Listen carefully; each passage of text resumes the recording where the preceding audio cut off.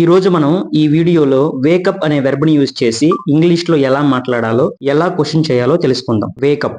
Wake up అంటే తెలుగులో అర్థం నిద్ర మేల్కోవడం. అదేంటి నిద్ర మేల్కోవడం అని అంటున్నాడు, నిద్ర లేవడం అని అనవచ్చు కదా అని మీరు అనుకోవచ్చు.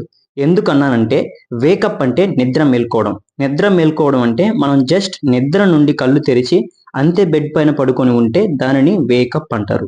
మరి గెటప్ అంటే నిద్ర లేవడం. నిద్ర లేవడం అంటే మనం నిద్ర నుండి కళ్ళు తెరిచి బెడ్ పై నుండి లేచి ఫిజికల్ గా నిలబడితే దానిని గెటప్ అంటారు. ఇది వేకప్ కి గెటప్ కి ఉన్న డిఫరెన్స్. ఓకే, మనం ఇప్పుడు వేకప్ అనే వెర్బ్ గురించి మాట్లాడుకుందాం. ఏ వెర్బ్ కైనా ఇంగ్లీష్ లో 4 ఫార్మ్స్ ఉంటాయి. అవి ఏంటంటే వెర్బ్ 1, వెర్బ్ 2, వెర్బ్ 3, వెర్బ్ 4 ఇలా 4 ఫార్మ్స్ ఉంటాయి. మరి వేకప్ అనే వెర్బ్ కి verb 1, verb 2, verb 3, verb 4 forms ఎలా ఉంటాయో చూద్దాం. వేకప్.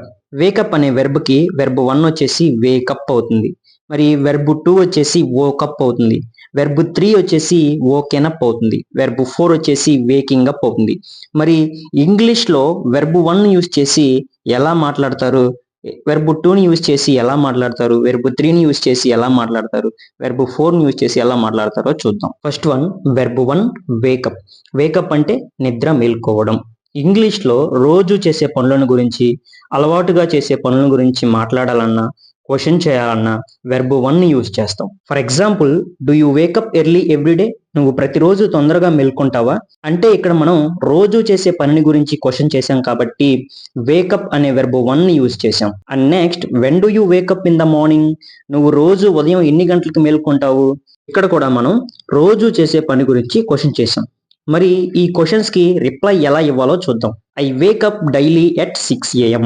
నేను రోజు ఉదయం 6 గంటలకు నిద్ర నుండి మేల్కొంటాను.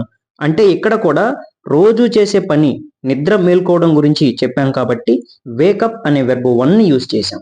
And next verb 2 woke up. Verb 2 ని మనం పాస్ట్ యాక్షన్స్ అంటే గడిచిపోయిన పనుల గురించి చెప్పాల్సి వచ్చినప్పుడు వెర్బ్ 2 ని యూజ్ చేస్తాం. For example, I woke up.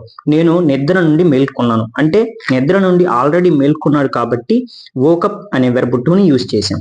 And next verb 3 వోకెనప్.